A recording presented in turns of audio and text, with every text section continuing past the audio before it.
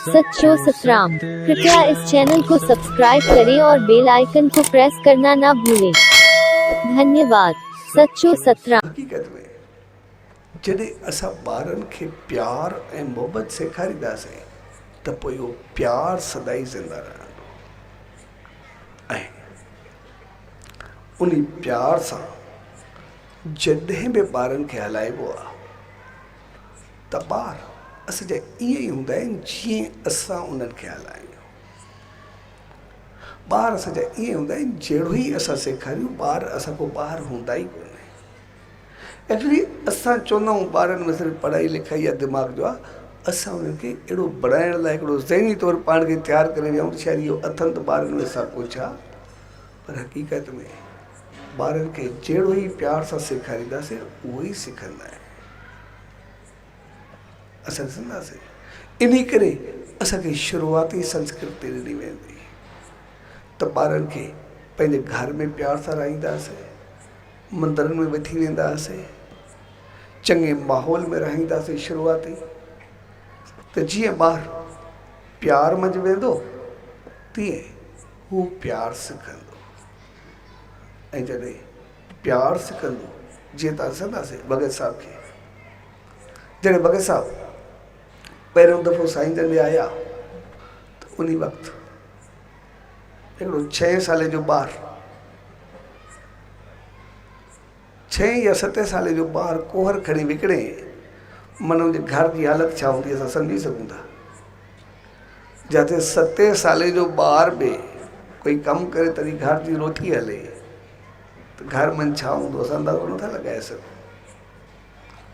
पर जॾहिं हू सचे साईं जी दामन में आयो, उनजी रहमत में रहियो, उन प्यार ऐं मोहबत में रहियो, चङे माहौल में रहियो, त पोइ जॾहिं हू आयो उनजे घर में खाइण लाइ कुझु कोन हो, पर जॾहिं उन प्यार वारे माहौल में रहियो त पोइ असां भगत साहब खे ॾिसंदासीं, उनखे घर बि पंहिंजो, उनखे दुकान बि पंहिंजो, उनखे कारोबार बि पंहिंजो, उनखे फ्लोर मिल बि पंहिंजी। भगत साहब खे ॾिसंदासीं सभु चीज़ूं उनखे पंहिंजे जीवन में हुयूं, उहो पंहिंजो धंधो बि कंदो, सभु कुझु में हलाईंदो। यानी प्यार ऐं मोहबत में जॾहिं आयो त उनखे घर में ॼण खाइण लाइ बि कुझु कोन हो, पर जॾहिं सचे साईं जी दामन में आयो त उनखे प्यार ऐं मोहबत उनजी आशीर्वाद में रहियो त उनखे पंहिंजो घर बि थियो, कारोबार बि थियो, फ्लोर मिल बि हुई, सभु कुझु उन दौर में, ऐं पाण त वधियो पर उनजे नाले ते कई लखे हज़ारे खाइण वारा बणिजी विया, खाराइण वारो बणिजी वियो।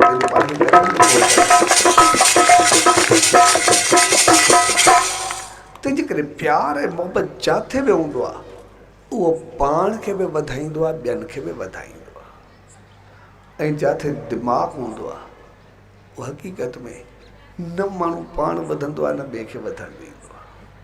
पाण बि न वधण जो मक़सदु ई हूंदो आहे, हूंदो सभु कुझु आहे पर हूंदे सूंदे पाण खे सुञो सम्झंदा ॼण कुझु आहे ई न। अॼु असां ॾिसंदासीं एतिरो सभु कुझु आहे, रखण खां बि घणो आहे, पर उनजे बावजूदि लॻंदो आहे ॼण आहे बि कुझु कोन।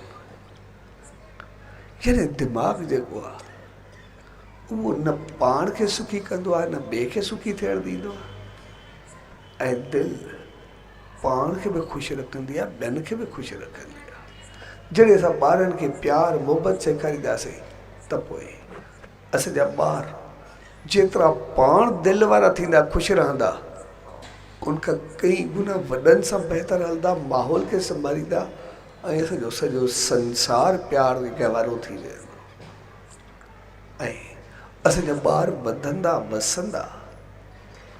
हक़ीक़त में असां ॿारनि जी पढ़ाई जे चकर में उन्हनि खे नौकर बणाईंदा वेंदा आहियूं। असां कोशिशि करे ॿारनि खे नौकर न बणायूं, उन्हनि खे मालिक बणाइण जी तलक़ीन कयूं, उन्हनि खे पंहिंजे जीवन में कुझु बणजण ॾियो। सिर्फ़ु जॉब जॉब असांजे दिमाग़ में न हुजे, असांखे हुजे त असांखे पंहिंजो पाण खे कुझु करिणो बि आहे। ऐं जेकॾहिं असां नौकर रहिजी वियासीं त पोइ यादि रखणु खपे असांखे वॾनि सेखारियो नीच नौकिरी, यानी असां कॾहिं मथे उथी न सघंदासीं। पर जेकॾहिं असां पंहिंजो कुझु सोचियोसीं त पोइ केतिरनि खे खाराइण वारा बणिजी वेंदासीं।